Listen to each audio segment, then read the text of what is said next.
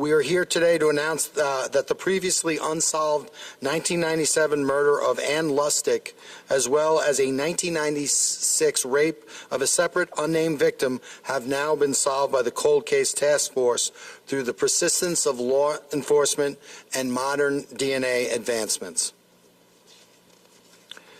Before we discuss our findings, let me introduce everyone. First and foremost, we want to introduce you to the family of the victim in this case. We have Joseph Saccone, who is the grandson of Ann Lustig.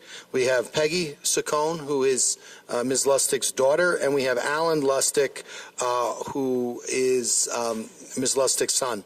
We certainly want to thank them for their participation in this this announcement today. To my left is County Executive Ed Romaine.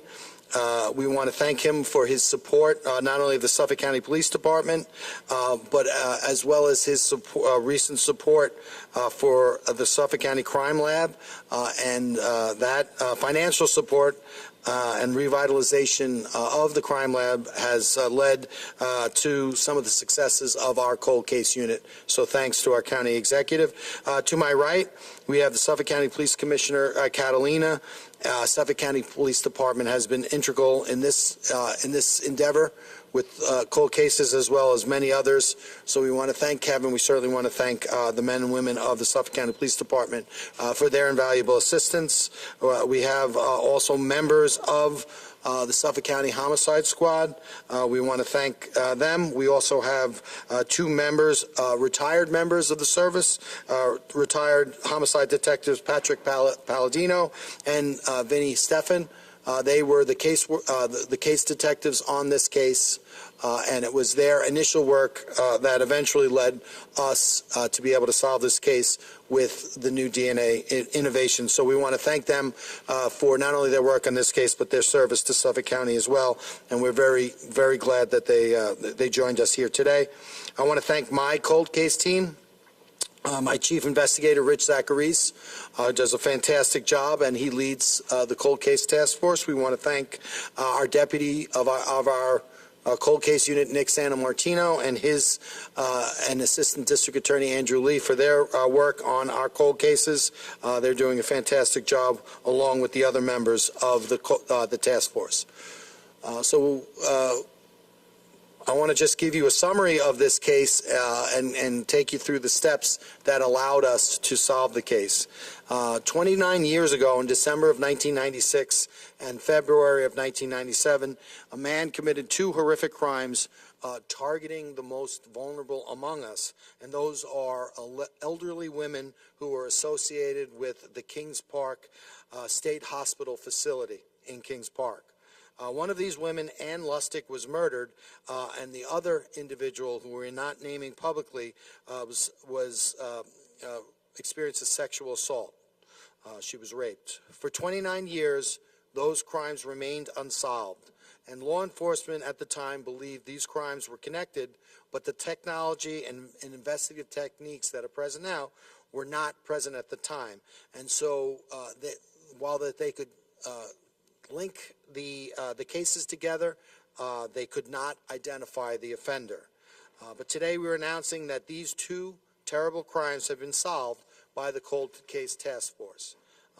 So with regard to those cases, on Tuesday, February 18th, 1997, at 2:30 p.m., 69-year-old Ann Lustig was reported missing from the Kings Park State Hospital facility, where she was receiving outpatient treatment. She was last seen waiting for a taxi while sitting on a bench in front of the clinic. And to your right, you'll see a picture of Ms. Lustig. On the next day, on February 19th, at 11 a.m., Ms. Lustig's body was located by a group of fox hunters in a wooded area on the east side of Fresh Pond Road in Calverton, New York, in the vicinity of Route 25. And to my right, you'll see the location where Ms. Lustig was found. Investigators determined that she had been the victim of a sexual assault and had suffered severe injuries. An autopsy concluded that Ms. Lustig died from blunt force trauma and neck compression. A sexual assault exam was conducted, and swabs were taken from Ms. Lustig's body and held as evidence. Approximately 2 months earlier, on December 20th, 1996, an 82-year-old female resident of Kings Park State Hospital was reported missing after hospital staff couldn't find her for several hours. When she was located, the 82-year-old victim reported that she had been approached by an unknown male who offered her a ride. When she declined that ride, the unknown male then forced her into the car. He drove her to a house where he took her to a bedroom upstairs and assaulted her. He then gave her a shower and drove her back to the Kings Park State Hospital facility. Upon her return to that facility, the victim was transported to St. John's Hospital, where she received treatment from severe injuries as a result of that assault. The victim underwent a evidentiary examination to document evidence and emergency surgery for her injuries. Again, swabs were taken from her body and held as evidence. That victim is not being named because of the nature of the crime. This victim died of natural causes in 2012. At the time of both of these crimes, the investigators believed the murder of Ann Lustig and the earlier assault were related for a number of reasons. First off, the similarities in the victims selected, the similarities of the attacks, the similarities in the injuries that both victims suffered, the location of the crime, as well as similarities in fibers that were recovered from each witness. There were black-colored fibers and green-colored fibers recovered from both victims. The black fibers were consistent with a car vehicle mat. The green were consistent with with carpet fibers. Those black and green fibers recovered from both of the victims were compared with each other and found to be similar to each other, consistent and similar to each other. However, despite the extensive work that was done at this time, the case could not be forensically linked with existing DNA technology that was available at that time. And that's where the Cold Case Task Force comes in. As many of you may know, the Cold Case Task Force was established in April of 2024 following the success of Gilgo Beach homicide investigation. And the murder of Ann Lustig was one of the first cases that was examined by the task force. In August of 2024, Suffolk County crime analyst Liz Sepulveda began re-examining several items of evidence using today's DNA technology. These items of evidence, including the clothing of each of the victims, as well as the various swabs that were collected from the victims during their examinations. As a result of that re-examination, or those re-examinations, today we were able to identify the perpetrator of these crimes as Steven Briecke, who is now deceased. That's Briecke. And the way we were able to do that definitively was through the DNA testing. So I want to discuss that DNA technology with you. In November of 2024, the crime lab forensically linked the murder of Ann Lustig and the earlier sexual assault by DNA. A partial YSTR DNA profile was obtained from evidence swabs from the 1996 sexual assault victim, which matched a partial YSTR DNA profile from evidence swabs which were recovered from Ann Lustig. And YSTR, that if you look at you go back to your high school science, women are XX, men chromosomes are XY. So the YSTR, that's the male, that's male DNA, and so these YSTR DNA results matched each other. YSTR DNA, it's similar to mitochondrial DNA, and by that I mean in mitochondrial DNA, it's inherited maternally. So if you use me as an example, my mitochondrial DNA will match my mother as well as my sisters, but not my children because it's maternal. With regard to YSTR, your father's YSTR DNA will be the same as their son's So it's similar to mitochondrial DNA. While it is a match, it's not as discriminating as nuclear DNA. Another important aspect of why STR DNA, similar to mitochondrial DNA, it is not eligible for our nationwide DNA database known as CODIS. So even though we had this test and this match, we could not then submit it into state and national DNA databases to see if we could find the perpetrator. So what we then did as the task force, although we had managed to forensically link it, we needed to get a DNA sample that would be eligible for CODIS. So the lab continued to test, and in April of 2025, they developed a mixed stain from DNA profile on Ms. Lustig's sweatshirt. So the investigators and analysts went back and re-examined all of the evidence in the case, and from Ms. Lustig's sweatshirt, they found a stain which turned out to be a mixture. The mixture was 94% Ms. Lustig's DNA, and 6% came back to a male. That 6% portion of that stain, they were able to develop a full genetic DNA profile from that. That full DNA profile was eligible for CODIS, so that CODIS, that full DNA profile was then submitted to the national CODIS base. In April of 2025, the lab received notice of a match between the male DNA contributor from Ms. Lustig's sweatshirt with Steven Briecke, who was in the CODIS database. The lab also calculated a likelihood ratio to determine the statistical significance of this association. A likelihood ratio is a method to weigh alternate explanations for the observed DNA profile. In this case, the likelihood ratio developed by the lab showed that it was 3 times 10 to the 13th power, or 30 trillion times more likely that the stain that originated from Ms. Lustig's sweatshirt was a mixture from Ann Lustig and Briecke than if it had been originated from Ann Lustig and an unknown, unrelated individual. So once we had that DNA result, investigators then went back and examined the already existing evidence in the case. And the task force conducted a full investigation into Briecke and learned that he had an extensive criminal history.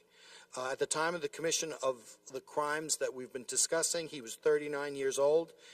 He had over 20 arrests, including multiple arrests for public lewdness. In 1984, he was convicted of burglary in the first degree and assault in the first degree, where he burglarized a home and badly beat a female occupant. He was sentenced to 8 1/3 to 25 years and was released in May of 1996. There was no CODIS at the time of that conviction, but those convictions became DNA eligible in 1999. Because Briecke was still on parole at that time, he was mandated to provide his DNA sample and did so in 2000, which was approximately 3 years after his commission of the murder of Ms. Lustig. Briecke was later designated a sex offender in Florida for a sex offense involving a child under the age of 16 and served 8 years in prison. So once we got this DNA result, we looked into Briecke. We also looked into the existing evidence in the case, which centered around a particular van. During the initial investigation into the murder, a witness reported observing a distinct blue Ford van parked in the immediate vicinity of where Ms. Lustig's body was recovered. The witness described the van as a late 1970s, early 80s Ford van with a square grille and a blue bottom and top with a white middle. In other words, a two-tone blue and white van. Following the CODIS match, the task force was able to determine that a van matching that witness's description, that specific make and model as well as the color, was registered to Briecke's mother and known to have been used by Briecke shortly after Ms. Lustig's murder. A database search revealed that the van owned by Briecke's mother to be blue and white in that two-tone type of style, and that which matched the witness statement. And to the far left, you see that's not the actual van, but that is the make, model, and color of the van that was owned by Briecke and we believe used in the commission of this crime. Furthermore, Briecke was issued a traffic summons while operating that 1980 Ford Econoline van on March 30th, 1997, approximately a month and a half after the commission of the murder. Steven Briecke died on January 16th, 2014, at the age of 56. And we have a picture of the van, and then the picture to my left closest to the podium is a picture of Briecke, how he looked, his approximate appearance during the time of the commission of these crimes, as well as his appearance at the approximate time of his death. Why, if Briecke died, why do we do these cases? Well, I think that the reason for that is self-evident, and it really centers around the victim and their families. The police did a tremendous amount of work on this case at the time. Now we have the opportunity through forensic advancements to work the case further and find some closure for the family. And that's something that we take very, very seriously, and we're happy that we're able to find a small, to provide a small measure of closure to the Saccone and Lustig families. They certainly deserve it, and our goal is to provide that closure for as many families as possible. Within 1 year of reopening this case, it was solved in light of these new forensic techniques. So while we're happy that we did it in this case, we want to do it for even more cases. And the way in which we do it, or the way in which we evaluate these cases, is we make this announcement because had Briecke not passed away, we would have charged him with the commission of this crime. That's how confident we were in this case. If we announce a case, it is because we believe that there is probable cause to bring charges against the perpetrators of these cases, whether they be living or dead. And that's why we do the work, to seek justice, to find truth, and to give families those small measures of closure. So I'm going to now turn the podium over, and the first speaker is going to be Ms. Lustig's grandson, Mr. Saccone. So if you could just step up. Great,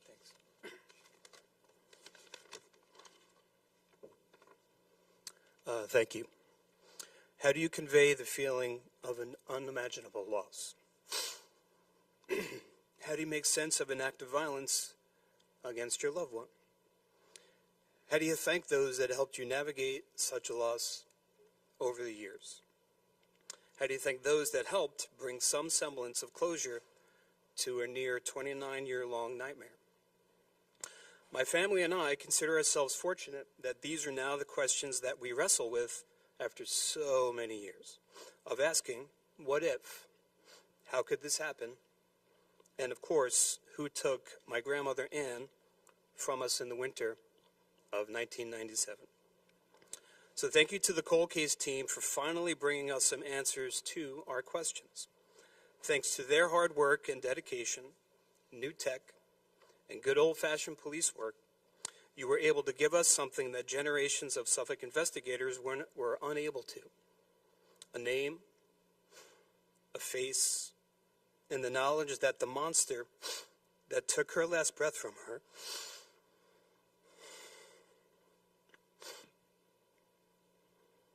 that stole her precious smile and ended the life of our loved one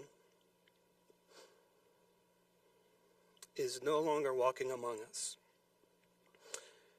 He no longer serves as a threat to the everyday people that try to get on with their day-to-day lives. You confirm that the hope of an answer is always worth holding on to, and that it's important to never give up, to advocate and defend those that you hold close, even if it's just their memory that you have left to protect. Ann was a beautiful person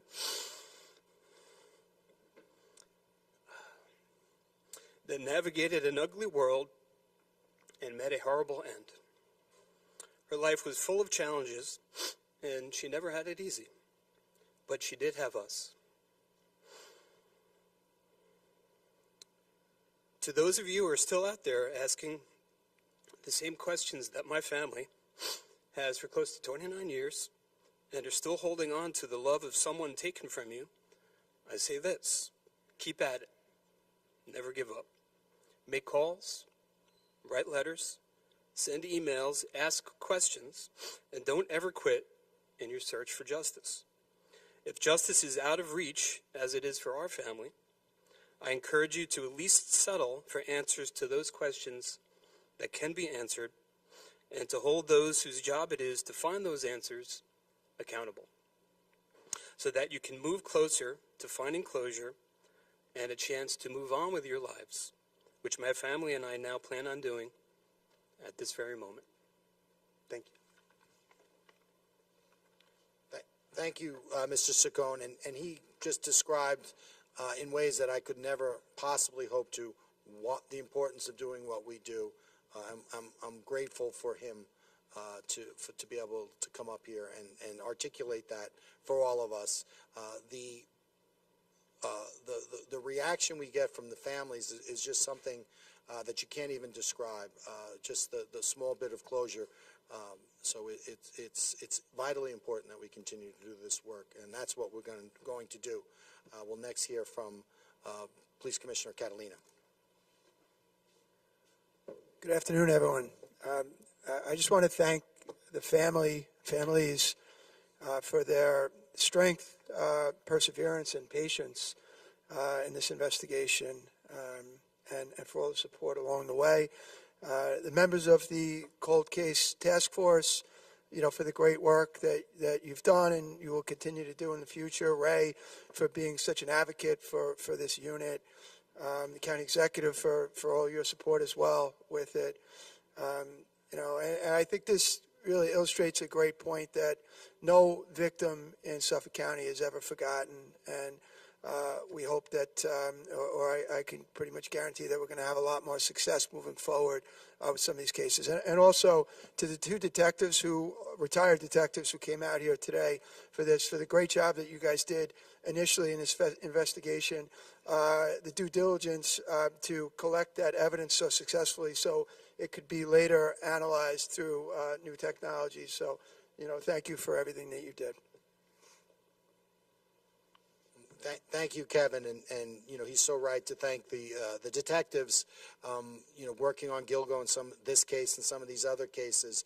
While we see the relief from the families, we also see that same degree of relief from the investigators, because I could tell you in talking to all these investigators, cases of this, they live with them. They'll live with the investigators for the rest of their lives. So they're grateful to be able to receive some closure as well. We'll next hear from our County Executive Ed Romaine. Thank you, and I definitely want to thank Ray Tierney for his leadership at the DA's office.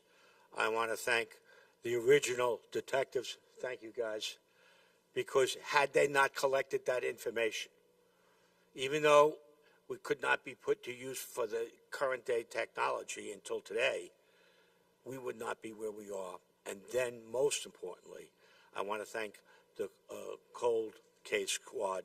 They did a great job in taking the information that had been collected, all the details, putting it together, and finally, our medical examiner's office, which runs our crime lab. We are investing, and are going to continue to invest significant funding to upgrade the technology of our crime lab so that we can solve these mysteries that happen, so that we can bring people to justice, so we can help the victims and make sure the perpetrators of these crimes are punished. let justice be done. Let justice be done. And I want to thank the DA for his efforts and all those involved. Because at the end of the day, what is life without justice?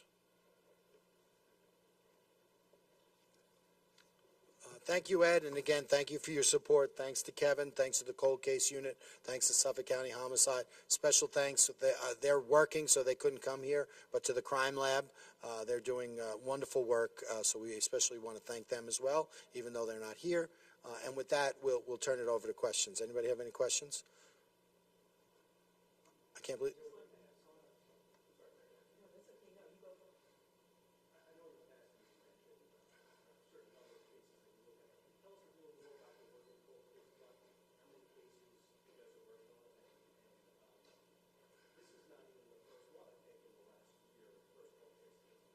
No, we've had a couple others. So I think when initially, similar to gang and gun violence, when we first got on, we sort of look, what's the universe? So, what's the universe that we're looking at? So we went back to, I think it was 65 or 66, and we identified, a little more than 300 cases where we thought that we might be able to do something with it, with them. And so we developed the task force.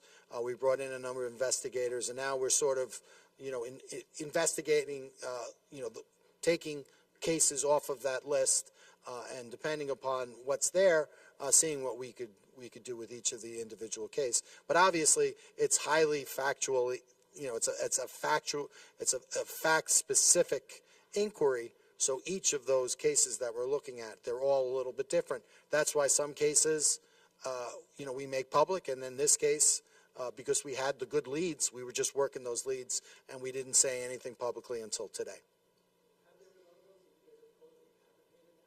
So, as I said, what we'll do is, if we feel that we've solved it, or if we've gotten it to the point where we could bring charges, whether the the case in Bayshore, the Wilkowitz case, if the perpetrator is deceased, but we feel had they not predeceased our determination, we would have charged them, then we'll make a public announcement. But just like with our indictments, if we don't think we have enough to charge, we wouldn't make an announcement. The cases the Wilkowitz case, the Schubert case in Bayshore, we've announced those because we feel we've gotten to that point. Yes. Steven Briecke. You mentioned he was listed as a Florida sex offender. Was he mostly based in New York? Did he move to Florida at a certain time? So it appears as though shortly after the commission of this crime, he had done that. He had gotten convicted in New York State, did upstate period of incarceration, and after his release, it appears as though he went out to Florida.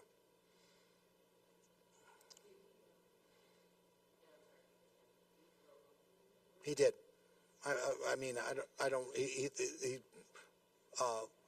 significant portion of his childhood was spent in Suffolk County.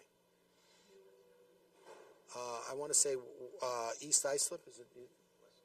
I'm sorry, West Islip. I may not have heard the dates correctly. You mentioned something about a burglary conviction, and he was let out after serving a certain period of time. And then I think these murders were committed here in New York. Was one murder and the two sexual assaults. Yeah. So the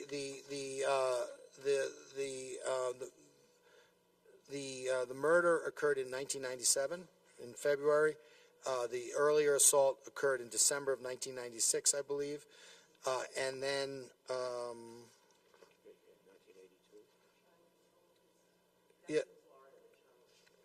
yeah. So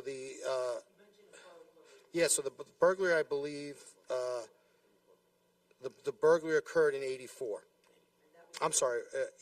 Then he was convicted of a burglary in the first degree and assault in the first degree in Suffolk County in 1985. That's where he burglarized the home of the female occupant. He was sentenced to 8 1/3 to 25 years on that case and was released in May of 1996. That conviction subsequently became CODIS eligible in 1999. I believe he was on parole at that time, so his DNA was collected in 2000, 3 years after the commission of this murder. The other sort of complicating factor was,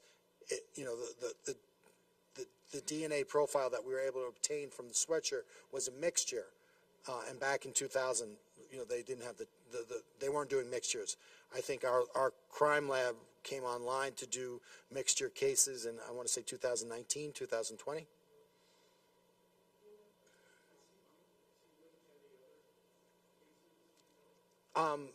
Other than what we've discussed today, I'm aware of no other cases in Suffolk, and I would not be aware of any other cases outside the jurisdiction.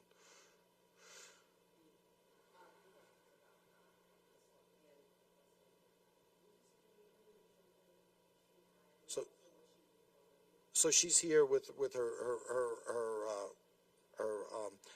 members of her family are here. Her son and daughter and grandson are here. Joseph Saccone the grandson gave a statement. I don't think they're going to be making any further statement with regard to the mom. Yeah, it's Saccone. Okay, thanks very much.